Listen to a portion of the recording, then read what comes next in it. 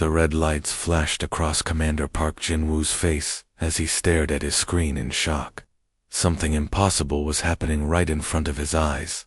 Alien ships were appearing out of nowhere, moving through their strongest shields like they were made of air.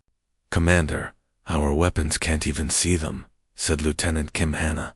Her voice shook as she spoke. "The defense systems think there's nothing there."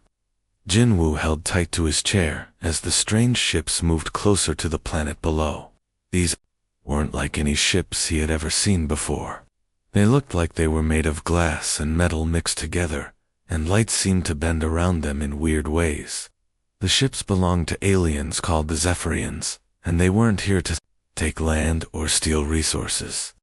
They were here for something much more valuable. They were here to steal people. Through the big window of his command center, Jin-woo could see bright beams of light shooting down from the alien ships. But instead of destroying buildings, these beams were lifting people up into the air. Not just any people, they were taking the smartest humans on the planet. "They're taking our engineers," Jin-woo said quietly. Watching as dozens of his best people disappeared into the alien ships, Dr. Lee Dong-hyun, who built the most amazing buildings anyone had ever seen, Professor Choi Yuna, who made power systems that could light up entire cities. All of them were being pulled up into those strange ships. Kim Hana checked her computer again. "Sir, our backup ships are still 40 minutes away. But at this speed, the aliens will be gone in 10 minutes. Jin-woo felt helpless as he watched more and more people being taken. These weren't just random people. They were the ones who made the best machines, who solved the hardest problems, who could build things that nobody thought possible. Without them, humanity would fall behind by hundreds of years. The alien ships worked with perfect timing. They knew exactly where to go and exactly who to take. Each beam of light found another brilliant mind and lifted them up. Engineers who designed faster spaceships. Scientists who created better computers. Inventors who made tools that could do impossible things. "How are they doing this?" Kim Hana asked. "How do they know who to take?" Jin-woo realized the terrible truth. They've been watching us, studying us. They know who our best people are. The Zephyrians had discovered something special about human engineers.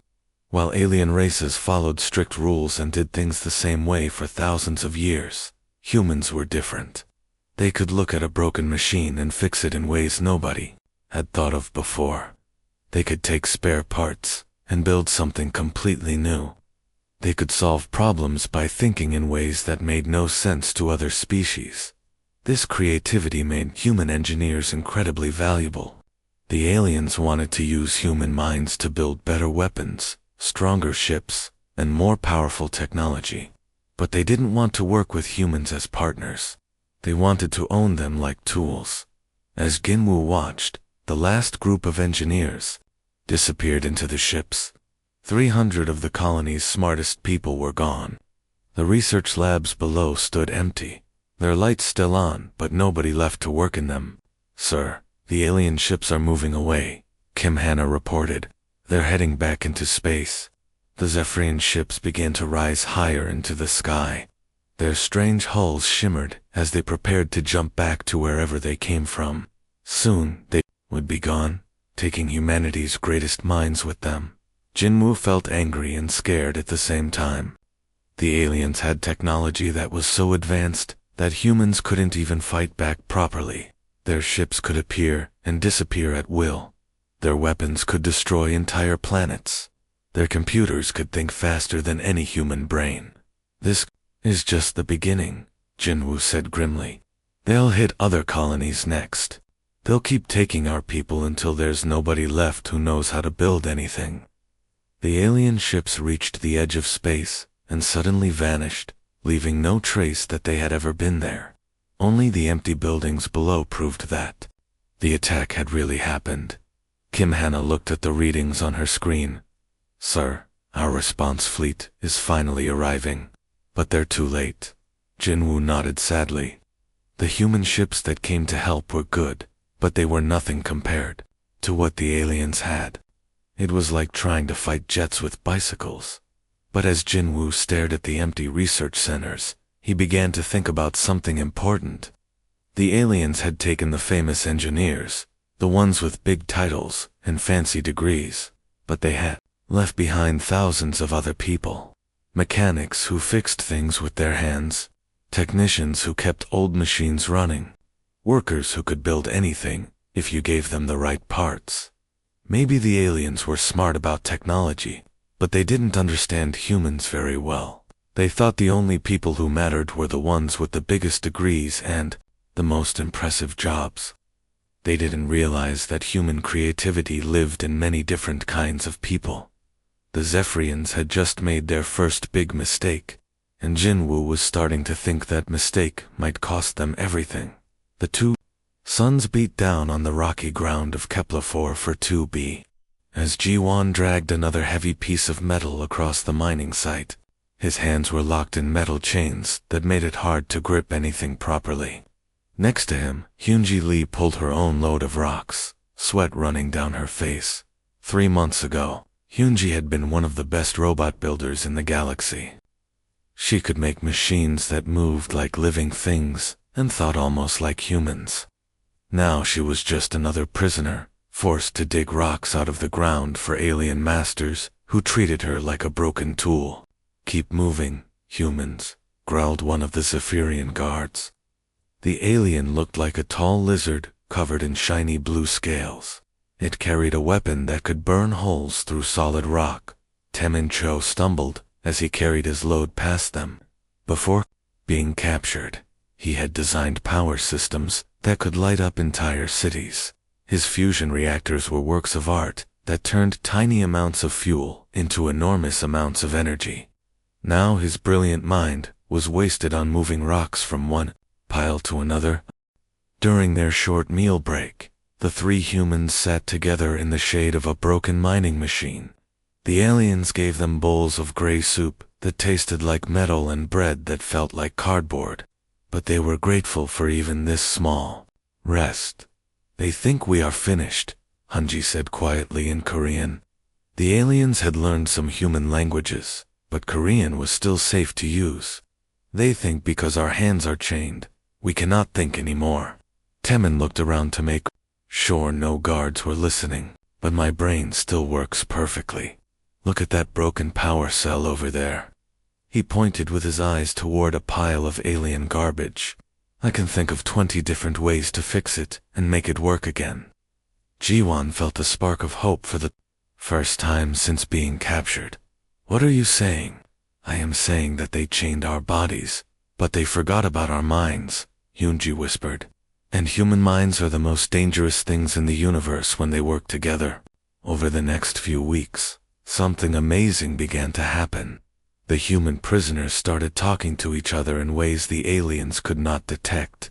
They sang work songs that sounded normal, but carried secret messages in the words. They tapped coded signals on the metal pipes that ran through the mining facility. They used tiny hand movements that their chained fingers could still make. G1 found himself becoming the center of these secret conversations. People came to him with ideas, problems, and plans. He began to see that even though their bodies were trapped, their minds were still free. The real breakthrough came from Somin Kong, a woman who had once mixed chemicals to make new materials. She had discovered something incredible about the cleaning supplies the aliens gave them to wash their tools. "Look at this," she whispered to Juwon one evening. She had saved small amounts of different cleaning liquids in tiny containers made from folded food wrappers. "These chemicals are simple by alien standards. They think they are harmless. What can you do with them?" Jiwon asked. Somin smiled, for the first time since being captured. "Mix them together in the right way, and they become something much more interesting. Something that goes boom." She showed him a small device she had hidden inside her work booth. It looked like nothing special, just some wrapped up cloth and wire, but Somin explained that it was actually a small bomb made from cleaning supplies and parts from broken tools.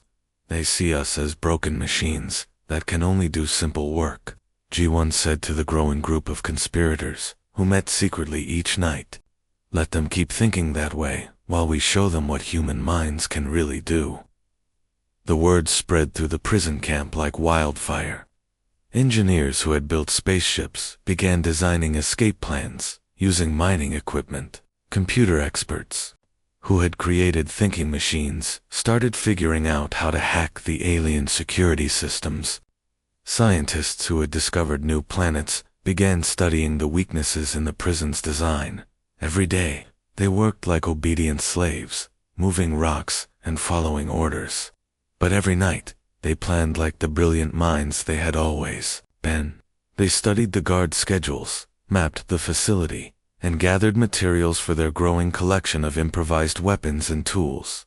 Hyunji managed to rebuild a broken communication device using parts from different machines.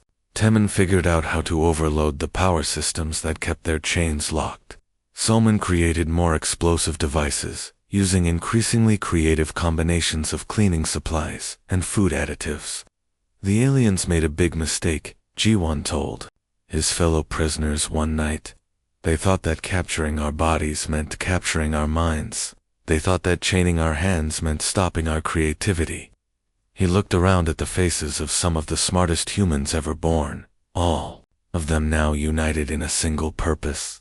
They are about to learn that human engineering does not live in our tools or our laboratories. It lives in our ability to solve problems with whatever we have, no matter how little that might be. The rebellion was no longer just a whispered dream. It was becoming a reality, built one small piece at a time by minds that refused to be broken. Corporal Nam Ji-hoon cursed as the alien device slipped from his greasy hands and crashed to the floor of the underground workshop. The Zephyrian Control Matrix, a piece of technology worth more than most human spaceships, bounced twice before landing upside down in a tangle of human power cables. "Great job, Butterfingers," muttered Technician Oh Sung-min from across the room. "That thing probably costs more than our entire base." Ji-hoon bent down to pick up the device, but something strange caught his eye. The alien control matrix had somehow connected itself to the crude human power grid when it fell. Sparks of electricity were jumping between the two completely different technologies, and instead of exploding or shutting down, they seemed to be working together. "Hey, look at this," Ji-hoon called out, pointing at the bizarre connection. "The alien thing is actually talking to our power system." Master Sergeant Kong Tae-ho rushed over to see what was happening. He had been leading the human resistance from these hidden tunnels for months, trying to figure out how to fight back against technology that was centuries ahead of anything humans had ever built.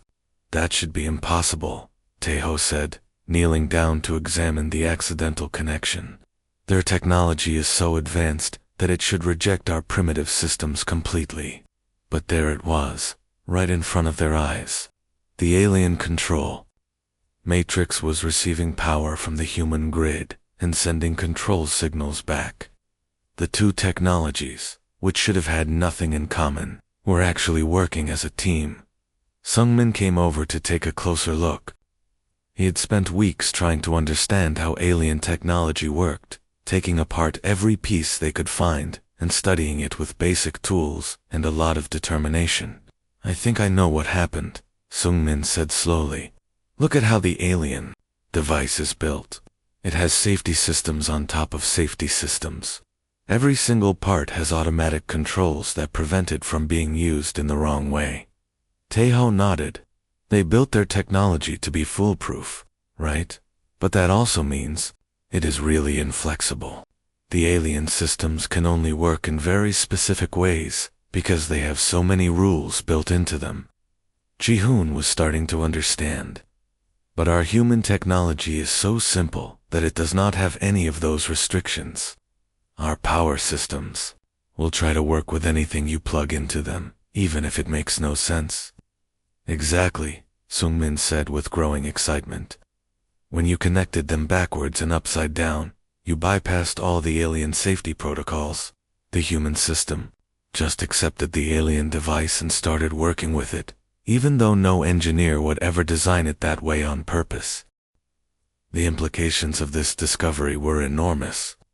For months, the human resistance had felt hopeless because alien technology was so far beyond anything they could understand or fight against. But now they realized that the aliens' greatest strength was also their greatest weakness. Their technology is too smart for its own good, Tejo said, examining the hybrid connection more closely.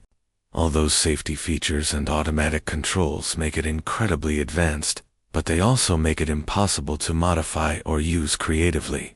While they were celebrating this breakthrough, Technician Yoon Dae-yoon called out from her position at the communications station across the workshop.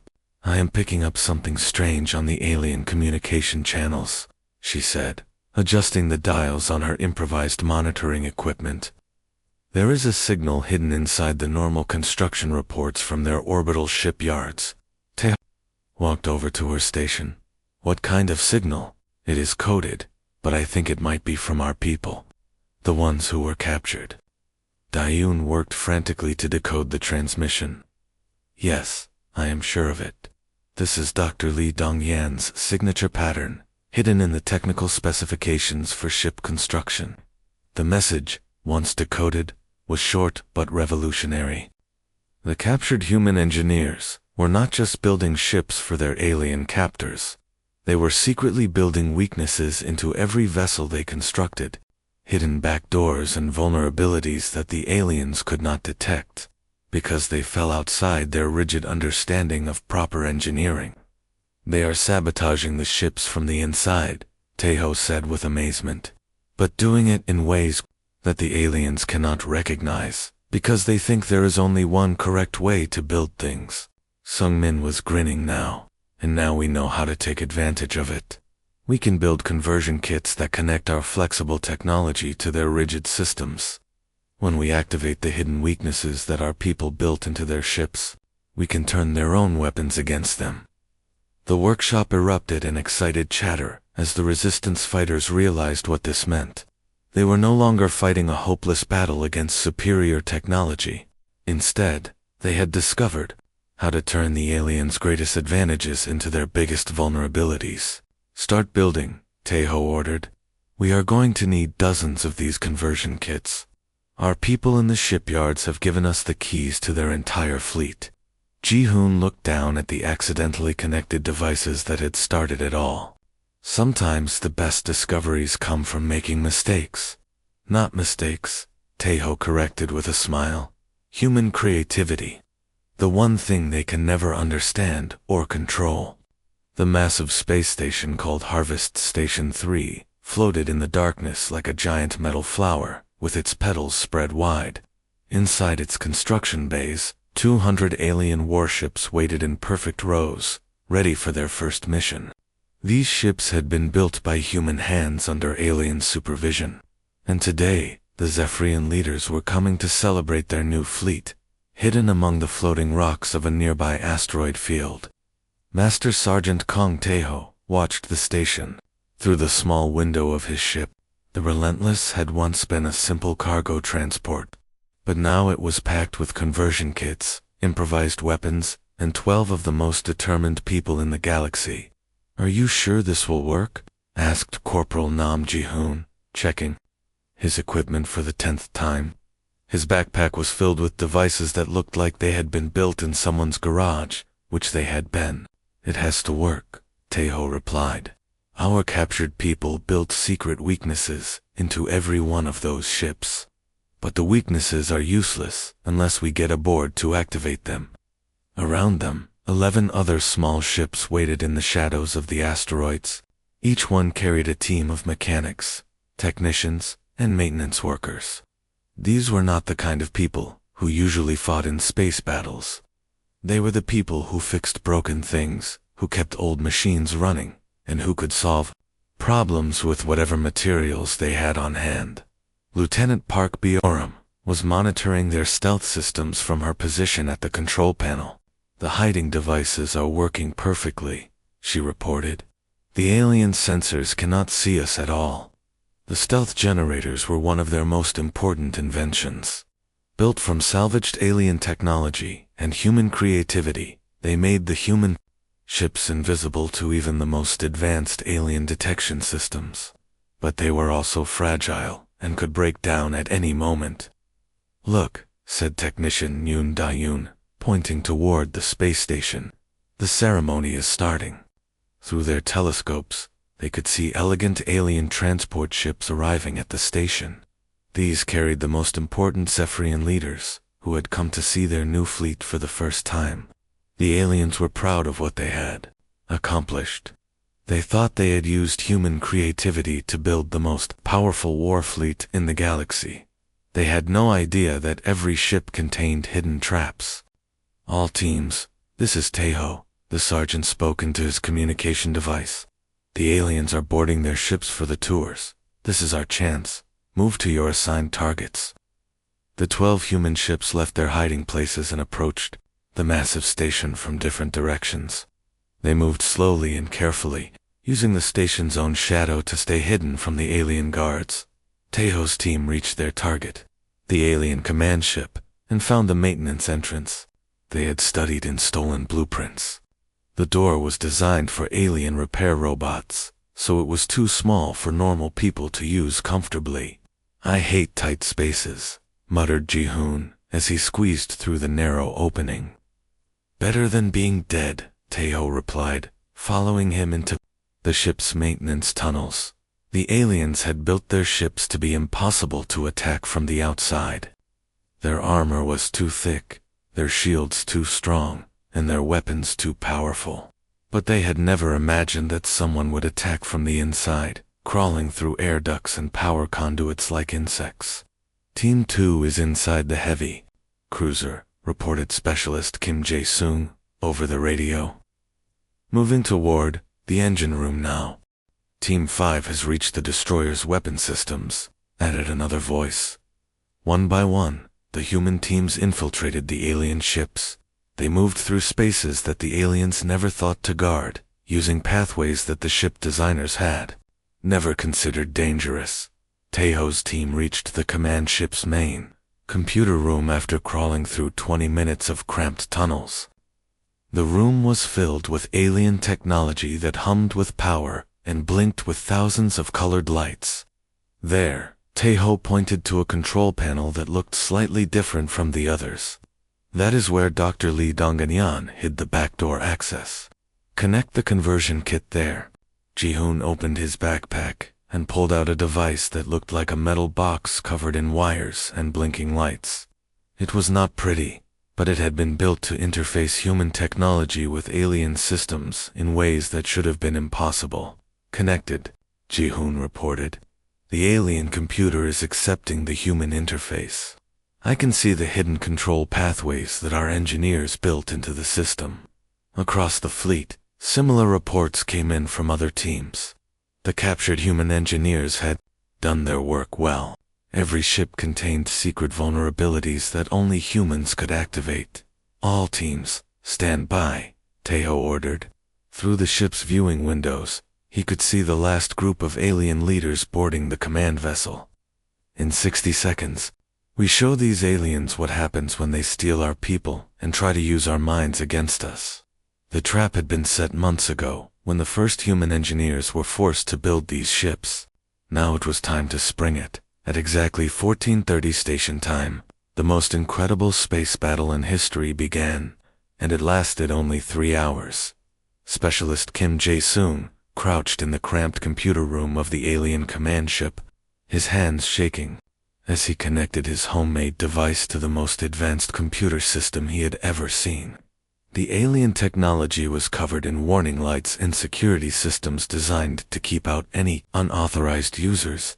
But when Jae-sung plugged in his conversion kit, something amazing happened. All the alien security systems simply turned themselves off. "I am inside their main computer," Jae-sung whispered into his radio, hardly believing his own words. "The hidden back doors that Dr. Lee Dongganyan built into this ship are working perfectly." His fingers moved quickly over control panels that had been secretly modified to accept human commands. Around him, alien text on the computer screens began changing to Korean symbols as the hidden human programming took control. At the same moment, 11 other human teams were doing the same thing on 11 other alien ships. Across the entire Liberation fleet, the secret human programming was waking up like a sleeping giant. On the heavy cruiser, Corporal Nam Ji-hoon watched in amazement as the ship's weapons turned around and pointed at other alien vessels. Instead of human targets, the guns will not fire at anything human, he reported. They are only targeting alien ships now. On the destroyer, Technician Oh Sung-min saw the navigation system lock onto coordinates that led straight to the alien home worlds. This ship thinks it is supposed to go attack the Zephyrian capital, he said with a laugh. Dr. Lee programmed it to turn against its own people. But the most surprising thing happened on the battleship where Lieutenant Park Borum was working. The life support system began pumping sleeping gas into the command deck where the alien officers were standing. The aliens are falling asleep, she reported as she watched the Zephyrian commanders collapse onto the floor. They are not hurt, just sleeping. Our people programmed the ships to be humane, even when fighting back. The alien officers tried desperately to regain control of their ships. But every time they entered a command, they ran into another hidden vulnerability that the human engineers had built into the systems. The more they tried to fight back, the more the ships turned against them. From her position in the communications room, Yoon Da-yoon sent out a coded signal that had been planned for months. Liberation signal is broadcasting now, she announced. Every human in this station will know that it is time to fight back. In the prison cells and work areas throughout the space station, captured human engineers heard the signal and smiled, for the first time in months. Dr. Lee Dong-hyun, who had been forced to design these ships under alien supervision, walked to a hidden panel in his cell wall and activated the master override system he had secretly built into the preventive station itself. Every prison door opened at once, every security system shut down, every weapon that had been pointed at human prisoners turned off automatically. The Zephyrian High Command stood on the observation deck of their command ship and watched in horror as their perfect fleet turned into their worst nightmare. Ships that they had built to conquer humanity were now pointing their weapons at alien vessels and refusing to obey alien orders. "This cannot be happening," said the fleet admiral, his voice shaking with disbelief. "Our technology is perfect. It cannot be corrupted by primitive human tricks." But even as he spoke, his own ship's communication system was being taken over by Master Sergeant Kong Tae-ho, who had finally reached the main broadcast center. "Attention Zephyrian fleet," Tae-ho's voice echoed through every ship in the armada. "You made a big mistake when you stole our engineers. You thought that taking our people meant taking our creativity, but you forgot the most important thing about human engineering." The alien commanders listened in shock as this simple human soldier continued to speak.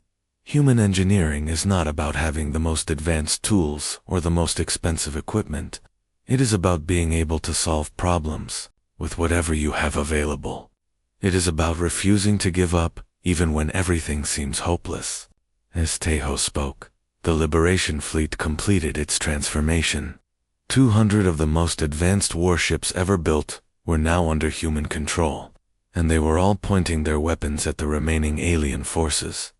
The Zephyrian commanders realized they had only two choices: surrender or be destroyed by their own weapons. 3 hours later, the battle was over. The aliens had surrendered without firing a single shot, defeated by their own technology turned against them. Dr. Lee Dong-hyun found Tae-ho in the engine room of the command ship, surrounded by all the improvised equipment that had made the impossible victory possible. "You defeated the most advanced fleet in the galaxy, using spare parts and determination," the doctor said with admiration. Tae-ho wiped the grease off his hands and shrugged. "That is what we do. You smart people design it, and we practical people make it work." The Zephyrians learned too late that human creativity could not be stolen or contained. It lived in every person willing to pick up a tool and fix what was broken.